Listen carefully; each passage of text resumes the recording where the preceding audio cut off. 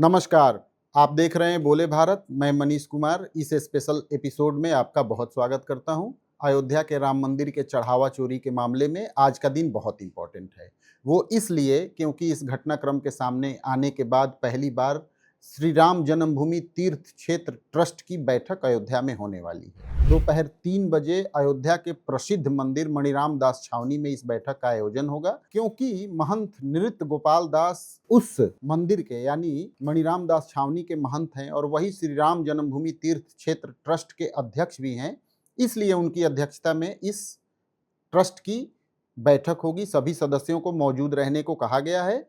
इस ट्रस्ट में बता दें कि बहुत सारे मेंबर हैं, जिसमें कुछ सरकार के पदों पर बैठे हुए लोग भी हैं, वो भी इस बैठक में शामिल होंगे। इसके अलावा चंपत राय, अनिल मिश्रा के इस्तीफे पर भी बात होगी, लेकिन हम एक एक करके बात कर लेंगे कि जो चिट्ठी एक वायरल हुई है कोषाध्यक्ष के नाम, उसमें किन किन बिंदुओं पर बातचीत करने के लिए कहा गया है। इसमें मुख्य रूप से इसका 5 बिंदुओं पर एजेंडा है, जिसमें ट्रस्ट की बैठक में बातचीत होगी। जिसमें सबसे पहला एजेंडा है ट्रस्ट के महासचिव चंपत राय और न्यासी यानी ट्रस्ट के सदस्य अनिल मिश्रा के त्यागपत्र पर ट्रस्ट में विचार किया जाएगा। इन दोनों के बारे में ये सूचना कुछ दिन पहले आई थी कि इस चंदा चोरी के मामले में इन दोनों लोगों ने इस्तीफा दे दिया है, लेकिन ट्रस्ट ने अभी उनका इस्तीफा स्वीकार नहीं किया है। तो इस बिंदु पर ट्रस्ट के अध्यक्ष सभी सदस्यों के साथ विचार मंथन करेंगे कि उनका इस्तीफा स्वीकार किया जाए या न किया जाए। इसके अलावा न्यास के दान पात्रों से प्राप्त राशि की गणना के संबंध में एसआईटी की अंतरिम प्रतिवेदन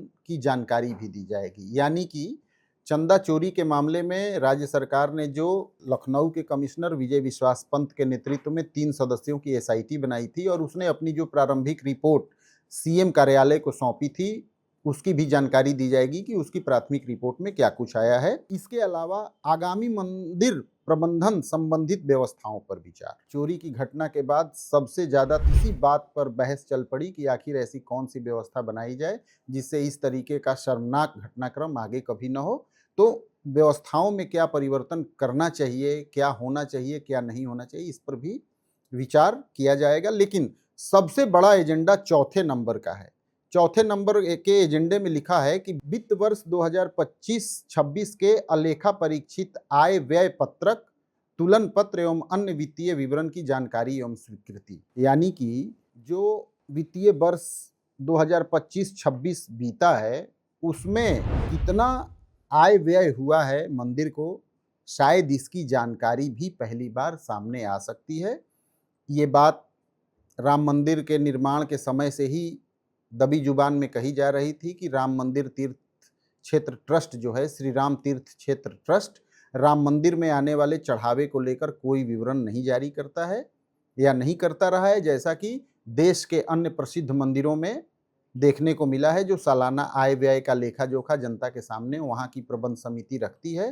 तो ये ऐसा पहली बार शायद संभव हो कि राम मंदिर में कितना चढ़ावा आया और उसके निर्माण और दूसरे कार्यों में कितना खर्च हुआ, इसका विवरण भी सामने आ सकता है।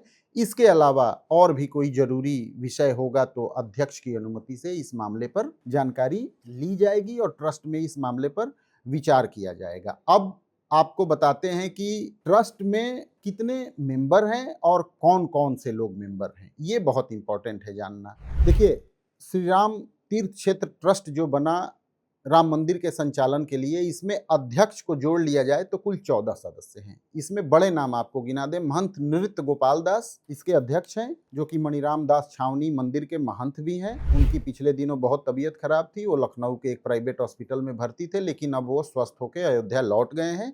इसके अलावा चंपत राय महासचिव हैं, गोविंद देवगिरी कोषाध्यक्ष हैं, अनिल मिश्रा सदस्य हैं, के पराशरण संस्थापक सदस्य हैं। इसके अलावा और भी कई सदस्य हैं, लेकिन सरकार के कुछ लोग भी इसमें पदेन सदस्य हैं, जिसमें प्रमुख सचिव गृह और अयोध्या के जिलाधिकारी शामिल हैं। श्री राम मंदिर निर्माण समिति के अध्यक्ष नृपेंद्र मिश्रा भी ट्रस्ट के सदस्य हैं। तो इन 14 लोगों की बैठक आज दोपहर 3 बजे अयोध्या में आयोजित होगी और मैंने जिन बिंदुओं पर बात की, उन बिंदुओं पर इसमें विचार किया जाएगा। लेकिन सबकी नजर इसी बात पर रहेगी कि चंपत राय और अनिल मिश्रा ने चंदा चोरी के बाद जो इस्तीफा दिया है, उसे ट्रस्ट स्वीकार करता है या नहीं।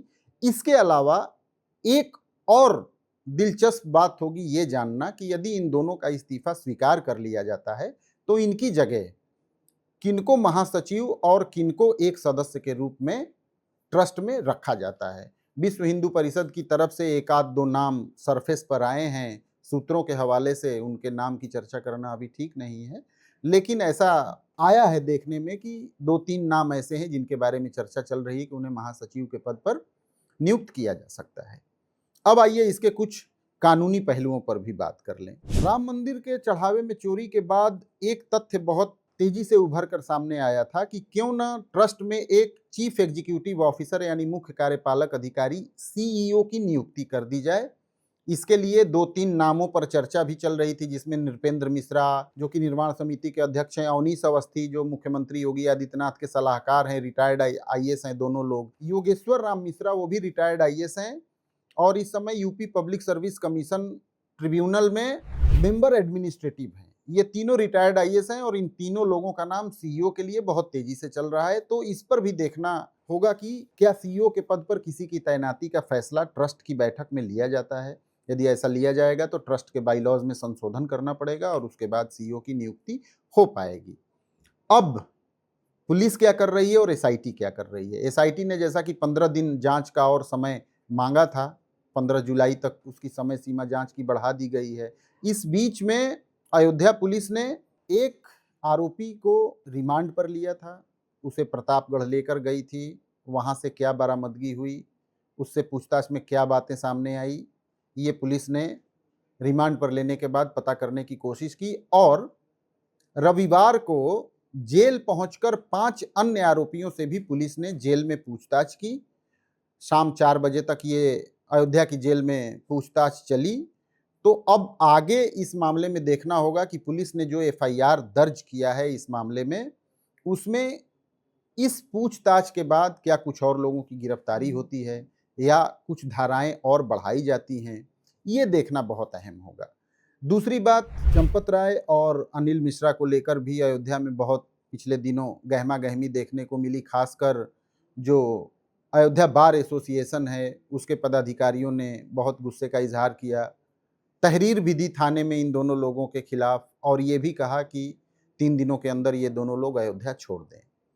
तो चंपत राय और अनिल मिश्रा पर मुकदमा दर्ज न हो पाने के कारण एडवोकेट्स बहुत गुस्से में हैं और मुकदमे में क्या उनका नाम बढ़ाया जाएगा आरोपियों की पूछताछ के बाद, ये देखना बहुत अहम होगा। लेकिन 3 बजे दोपहर में बैठक के बाद क्या कुछ मीडिया को बताया जाता है, उसी से पता चल पाएगा कि ट्रस्ट में कौन से बड़े फैसले लिए गए हैं। लेकिन ये जरूर है कि चंपत राय और अनिल मिश्रा के इस्तीफे को स्वीकार करने वाले मैटर पर सबकी नज़र रहेगी कि उसे ट्रस्ट स्वीकार करता है या नहीं और सीईओ की नियुक्ति होती है या नहीं।